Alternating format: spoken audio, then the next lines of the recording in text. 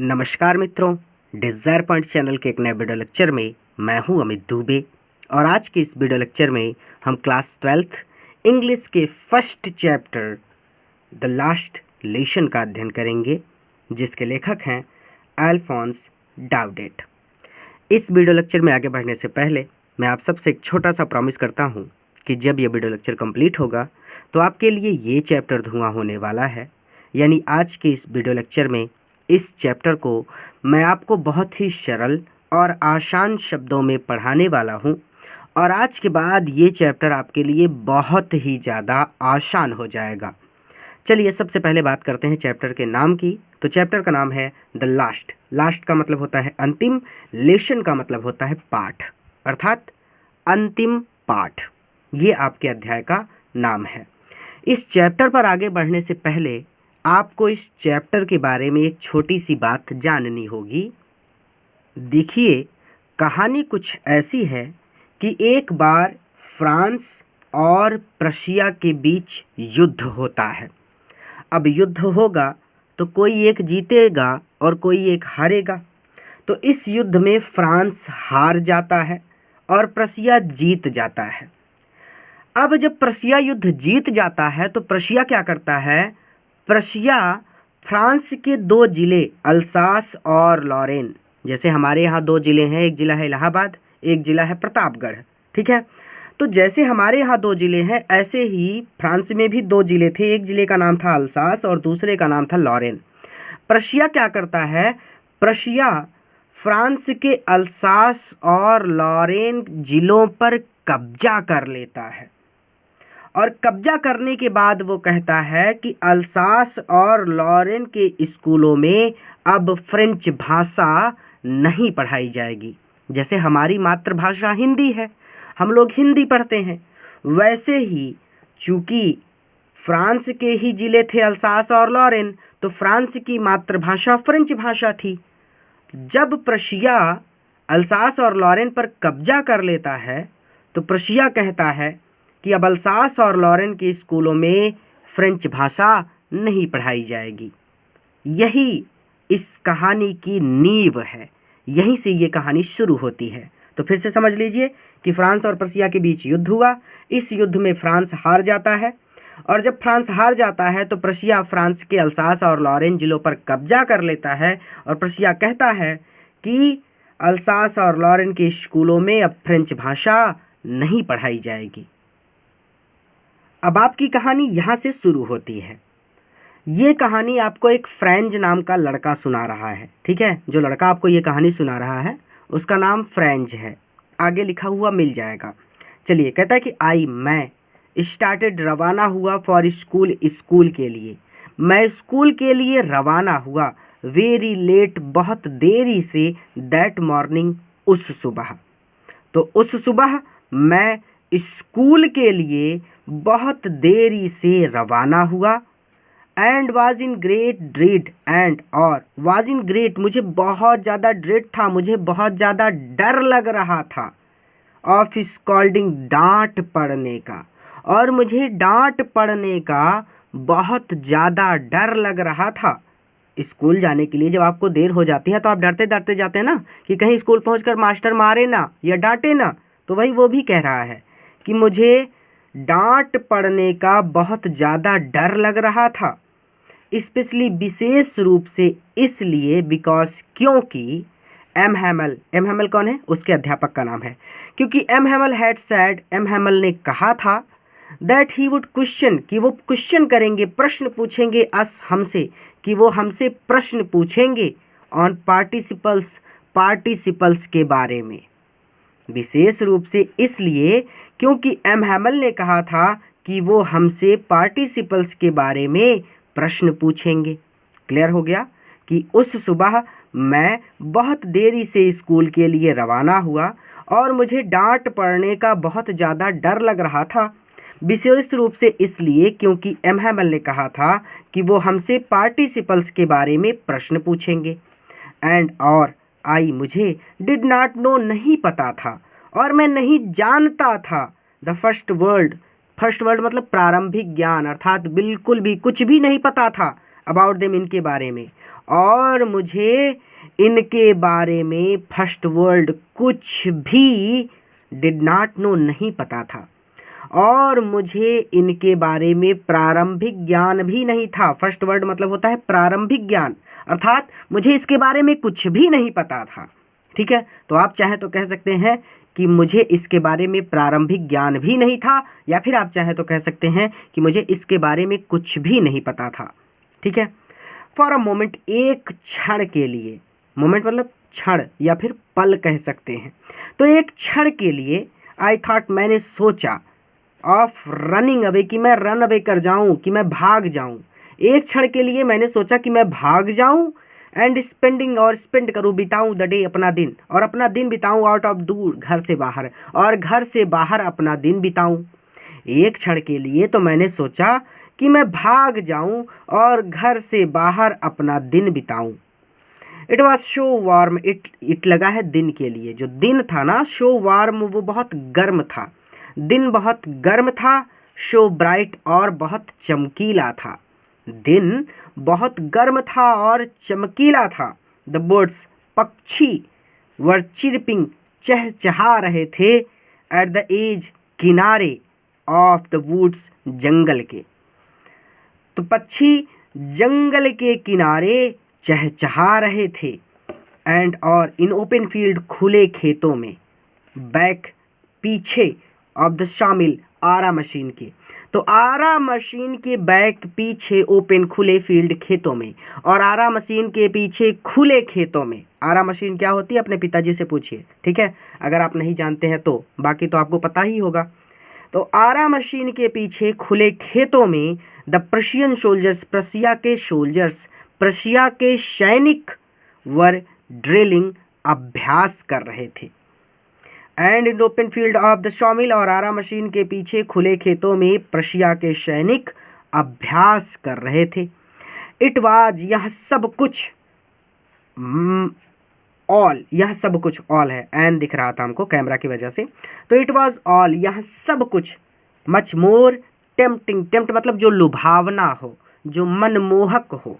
ठीक है, तो मनमोहक था। तो it was all much more tempting, ये सब कुछ कहीं ज़्यादा मनमोहक था, then the rule for participles, participles के नियम की, देन, तुलना में। तो पार्टिसिपल्स के नियम की तुलना में यह सब कुछ कहीं ज़्यादा मनमोहक था। भाई पढ़ने में मन नहीं लगता, लेकिन पढ़ने के अलावा हर एक चीज़ में मन लगता है। तो भाई वो बच्चा कह रहा है कि मेरा मन नहीं था कि मैं पढ़ने जाऊं, लेकिन मेरा मन तो कह रहा था कि ये सारी चीज़ें जो दिख रही हैं ये बड़ी मनमोहक हैं, इनको मैं देखूं। ठीक है, तो बट लेकिन आई हैड द स्ट्रेंथ, मुझ में सामर्थ्य था या फिर मुझ में शक्ति थी, टू रेसिस्ट, विरोध करने की। लेकिन मुझ में विरोध करने की शक्ति थी, अर्थात मेरा मन तो कह रहा था कि स्कूल मत जाओ, लेकिन मैंने अपने मन का विरोध किया, अर्थात मुझ में विरोध करने की शक्ति थी, लेकिन मुझ में विरोध करने की शक्ति थी।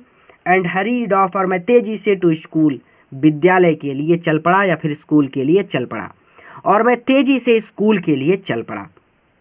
वेन, जब, आई पास्ट, में गुजरा, जब मैं गुजरा, the town hall, town hall मतलब सभागार।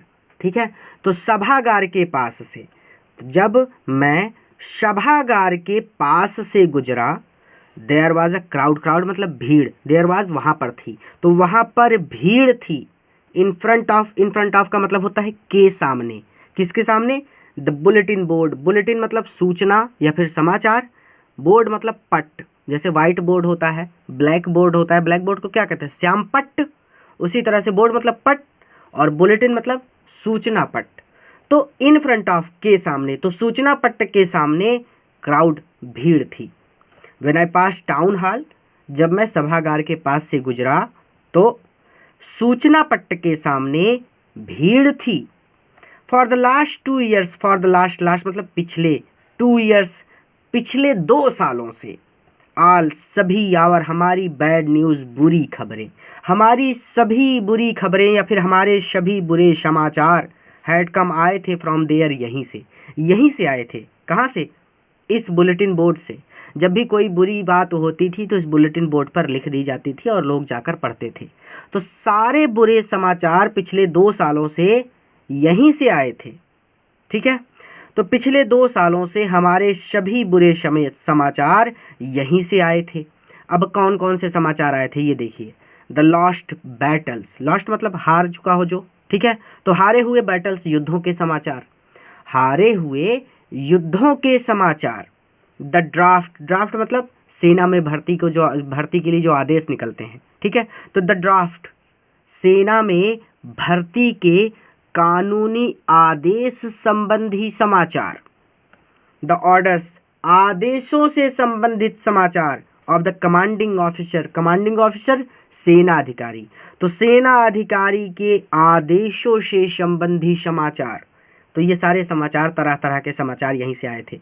हमारे यहाँ तो टेलीविज़न है, हम उसमें देख लेते हैं, ठीक है, लेकिन पहले के समय में टेलीविज़न की सुविधा नहीं थी, तो सारी चीज़ें सूचना पट्ट पर ही लिखी जाती थी, ठीक है। तो पिछले 2 सालों से हमारे सभी बुरे समाचार यहीं से आए थे। हारे हुए युद्धों के समाचार, द ड्राफ्ट सेना में भर्ती के कानूनी आदेश संबंधी समाचार, कमांडिंग ऑफिसर सेना अधिकारी के आदेशों से संबंधी समाचार। एंड और आई थॉट, मैंने सोचा, टू माई सेल्फ अपने मन में, और मैंने अपने मन ही मन में सोचा, विदाउट स्टॉपिंग बिना रुके, भाई मुझको देर भी तो हो रही थी तो मैं रुका नहीं, तो बिना रुके मैंने अपने मन ही मन में सोचा, what can be the matter now, now मतलब अब, मैटर कहते हैं ना कि क्या मैटर हो गया है, मैं सब संभाल लूँगा, तो मैटर मतलब बात, क्या कांड हो गया है, क्या मैटर हो गया है। नाउ अब, व्हाट क्या हो गया है, बी द मैटर बात, अर्थात अब क्या बात हो सकती है। अब what can be the matter क्या बात हो सकती है, अर्थात अब कौन सी बुरी समाचार आ गया, तो what can be the matter now, अब क्या बात हो सकती है। देन और फिर तब, एज आई हरीड जब मैं hurried, by as fast as I could go, देखिए ये एक तरह से मैं आपको आसान शब्दों में समझाऊं, हरीड मतलब जल्दबाजी में, बाई एज फास्ट उतना तेज, एज जितना तेज की आई कुड गो मैं जा सकता था, अर्थात जब मैं अपनी पूरी तेज़ी से चला, ये बात कह रहे हैं, ठीक है, कि तब जब मैं अपनी पूरी तेज़ी से चला, जितना तेज कि मैं जा सकता था, उतना तेज, as fast as I could go जितना तेज कि मैं जा सकता था, उतना तेज जितना तेज कि मैं जा सकता था, अर्थात दिन और फिर तब जैसे ही मैं अपनी पूरी तेज़ी से चला, या फिर ऐसे भी कह सकते हैं कि और फिर तब जैसे ही मैं अपनी पूरी तेज़ी के साथ चला, the black Smith, black Smith मतलब होता है लोहार, लोहार वॉक्टर, तो वॉक्टर नामक ब्लैक स्मिथ लोहार, हु वाज देयर जो वहाँ पर था, विथ हिज अप्रेंटिस अपने प्रेंटिस के साथ, अपने प्रशिक्षु के साथ, तो स्टैंडर्ड लेवल पर प्रशिक्षु कहते हैं, देसी लेवल पर कहते हैं चेला, जैसे मैं गुरु हूँ और आप हैं चेला, ठीक है, तो ये चीज़ उसको बोलते हैं अप्रेंटिस, जिसको मैं अपना काम सिखा रहा हूँ।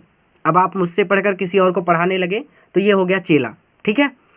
तो विथ हिज अप्रेंटिस, वो अपने अप्रेंटिस के साथ था, वो अपने प्रशिक्षु के साथ था, रीडिंग द बुलेटिन, और वो भी रीड कर रहा था, पढ़ रहा था द बुलेटिन समाचार, और वह भी समाचार पढ़ रहा था। Called after me, after me का मतलब होता है पीछे से आवाज़ देना, उसने मुझे पीछे से पुकार कर कहा, डोंट, कॉल्ड मतलब कहना, ठीक है, तो आफ्टर मी यानी पीछे से पुकार कर, तो उसने मुझे पीछे से पुकार कर कहा, डोंट गो मत जाओ, सो फास्ट इतना तेज मत जाओ, बब, बब मतलब होता है लड़का, ठीक है, लड़के डोंट गो सो फास्ट इतना तेज मत जाओ, you will get to your school, school पहुंचने के लिए इन प्लेंटी ऑफ टाइम, तुम्हारे पास बहुत समय है, प्लेंटी ऑफ टाइम जो प्लेंटी हो, काफ़ी हो, पर्याप्त हो, तो तुम्हारे पास स्कूल पहुंचने के लिए बहुत समय है। फिर जब मैं अपनी पूरी तेज़ी के साथ चला, तो वॉक्टर नामक लोहार जो वहाँ पर अपने प्रशिक्षु के साथ था और समाचार पढ़ रहा था, उसने मुझे पीछे से पुकार कर कहा, लड़के इतना तेज मत जाओ, तुम्हारे पास स्कूल पहुँचने के लिए ढेर सारा समय है, या फिर तुम्हारे पास स्कूल पहुँचने के लिए बहुत समय है। आई थॉट मुझे लगा, he was making fun of me, fun of me, fun मतलब मजाक उड़ाना, ऑफ मी मेरा, तो मुझे लगा कि वह मेरा मजाक उड़ा रहा था। एंड और रीच्ड मैं पहुंच गया, एम हैमल किसके, अपोस्ट्रोफी एस लगा है जिसका मतलब होता है काकी के। तो एम हैमल के लिटिल छोटे से गार्डन में, बगीचे में, ऑल आउट ऑफ ब्रीथ हांफता हुआ। तो मुझे लगा कि वो मेरा मजाक उड़ा रहा था और मैं एम हैमल के छोटे से बगीचे में हांफता हुआ पहुंच गया। यूजुअली आमतौर पर वो बगीचा जो था एम हैमल का वो स्कूल के ही पास था, ठीक है। तो अब वो बता रहा है कि स्कूल का दृश्य कैसा होता था लेकिन आज कैसा था। तो यूजुअली आमतौर पर व्हेन स्कूल बिगेन, जब स्कूल बिगेन होता था, जब स्कूल शुरू होता था, तो देयर वाज अ ग्रेट बसल, तो ग्रेट बशल होता था, तो बहुत ज़्यादा शोरगुल होता था। ग्रेट मतलब बहुत ज़्यादा, बशल मतलब शोरगुल। स्कूल ही जब आपका खुलता है तो दुनिया भर की बकैती आपको करनी रहती है जब तक कि क्लास नहीं लग जाती। दुनिया भर की क्लासेस से शोर होता रहता है, तो दुनिया भर की बकैती होती रहती है। लड़कियां बताती रहती हैं कि आज मैं 2 रोटी ज़्यादा बना के लाई हूँ, और लड़के बताते रहते हैं कि आज मैंने फलाने का सर फोड़ दिया है, कल पंगा हो जाएगा पक्का, टेंशन मत लो, ठीक है। तो दुनिया भर की बातें आपको करनी रहती हैं। तो शोरगुल तो होता ही है जब स्कूल खुलता है। तो आम तौर पर व्हेन स्कूल बिगेन, जब स्कूल शुरू होता था, तो देयर वाज अ ग्रेट बशल, तो बहुत ज़्यादा शोरगुल होता था। विच, और इस शोरगुल को कुड बी हर्ड, सुना जा सकता था, out in the street, street मतलब गली, आउट मतलब बाहर, बाहर गली में भी, और इस शोरगुल को बाहर गली में भी सुना जा सकता था। अगर आसपास स्कूल है और उसके पास से आप गुजरते हैं और अगर कक्षाएं नहीं चल रही हैं तो शोरगुल तो आपको सुनाई पड़ेगा ही, अगर आप बाहर गली में खड़े हैं तो भी, क्योंकि सब बच्चे बात करते रहते हैं, बात करते हैं, डेस्क बेंच पीटते रहते हैं, दुनिया भर के तरह तरह के खेल खेलते रहते हैं, तो वो सब कुछ, ठीक है। कैसी कैसी आवाज़ें होती हैं वो भी कह रहे कि द ओपनिंग, खोला जाना, एंड क्लोजिंग और बंद किया जाना ऑफ डेस्क, मेज़ों का, मेज़ों का खोला जाना और बंद किया जाना। लेसन्स, पाठों का रिपीटेड, दोहराया जाना, इन यूनिशन, एक साथ मिलकर, ठीक है। छोटे बच्चे एक साथ मिलकर पाठ दोहराते हैं ना, तो वो चीज़, तो पाठों का एक साथ मिलकर दोहराया जाना। वेरी लाउड, बहुत जोर जोर से। विथ आवर हैंड, अपने हाथों को, ओवर आवर ईयर, अपने कानों पर रख कर, अपने हाथों को अपने कानों पर रख कर, टू अंडरस्टैंड बेटर, बेहतर, अंडरस्टैंड समझने के लिए, ठीक है। तो आमतौर पर जब स्कूल शुरू होता था तो बहुत ज़्यादा शोरगुल होता था और इस शोरगुल को बाहर गली में भी सुना जा सकता था, जैसे मेज़ों का खोला जाना और बंद किया जाना। बेहतर समझने के लिए अपने हाथों को अपने कानों पर रखकर बहुत जोर जोर से एक साथ मिलकर पाठों का दोहराया जाना। एंड, और द टीचर्स, टीचर अध्यापक की, ग्रेट रूलर, रूलर मतलब छड़ी, बच्चों की दुश्मन होती है छड़ी, ठीक है। तो रूलर बोलते हैं, छड़ी बोलते हैं, डंडा बोलते हैं, जो आपके यहाँ बोलते हो टीचर वो बोल लीजिए, कोई दिक्कत नहीं है। और अपोस्ट्रोफी एस लगा है जिसका मतलब होता है काकी के। तो अध्यापक की ग्रेट रूलर, उस भयंकर छड़ी का रैपिंग, टकराना ऑन द टेबल, मेज से। जैसे अध्यापक अपने बच्चों को ही डराने के लिए कहते हैं ना, एक बार मेज पर बहुत जोर से छड़ी पटकेंगे और कहेंगे कि चुप हो जाओ नहीं तो सबको मारूंगा, ठीक है। तो ऐसा सब लोग करते हैं, मेरी भी आदत है, आपके भी अध्यापक ऐसा करते होंगे, कोई बड़ी बात नहीं है। And the teachers great ruler, और अध्यापक की भयंकर छड़ी का टेबल से बार बार टकराना।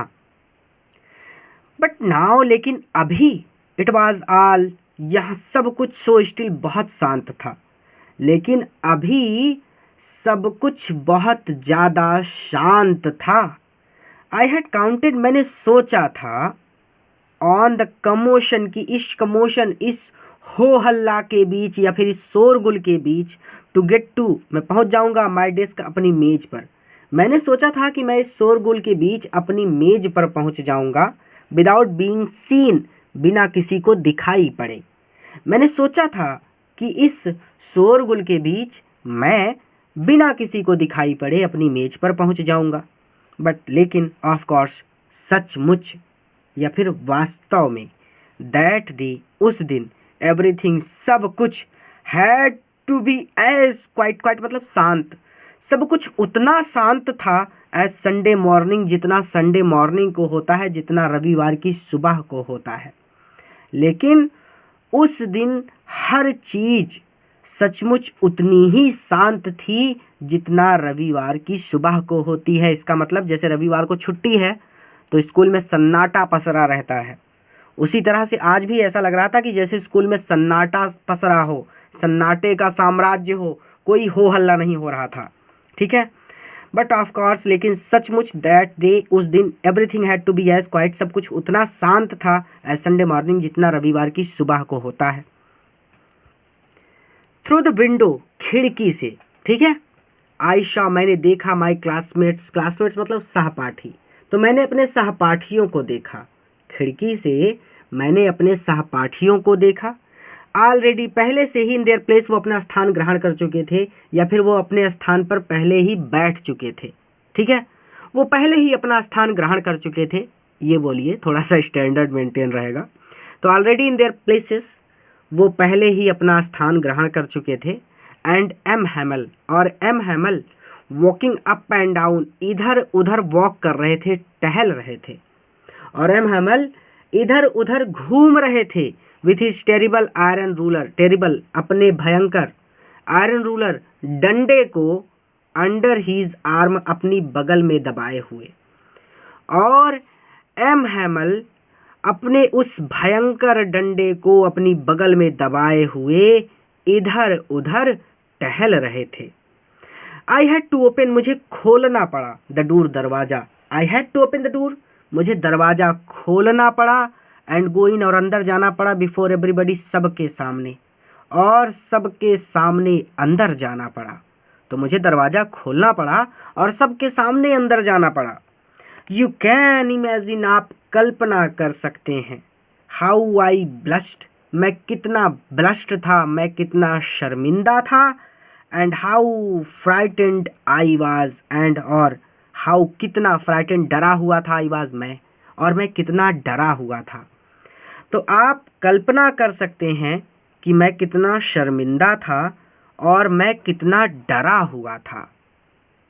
यानी कहने का मतलब है कि मैं सोच रहा था कि अब तो मार पड़ेगी, बट लेकिन नथिंग हैपेंड, नथिंग हैपेंड, ऐसा कुछ भी नहीं हुआ। मैं तो सोच रहा था कि मुझे मार पड़ेगी लेकिन मुझे मार नहीं पड़ी, बट नथिंग हैपेंड, लेकिन ऐसा कुछ भी नहीं हुआ।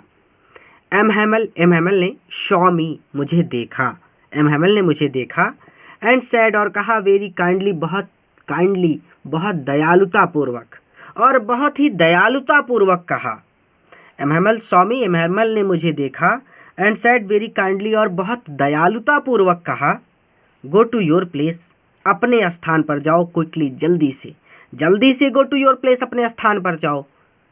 लिटिल फ्रेंच, नन्हे फ्रेंच, देखिए लड़के का नाम आ गया ना, फ्रेंच, और यही फ्रेंच है जो आपको पूरी कहानी सुना रहा है। ठीक है, तो नन्हे फ्रेंच, जल्दी से अपने स्थान पर जाओ। वी वर बिगनिंग, बिगिनिंग मतलब शुरू करना, हम शुरू करने वाले थे, विदाउट यू, तुम्हारे बिना ही, हम तो तुम्हारे बिना ही शुरू करने वाले थे। तो बट नथिंग हैपेंड, लेकिन ऐसा कुछ नहीं हुआ। एम हैमल ने मुझे देखा और बहुत दयालुतापूर्वक कहा, नन्हे फ्रेंच, जल्दी से अपने स्थान पर जाओ, हम तुम्हारे बिना ही शुरू करने वाले थे।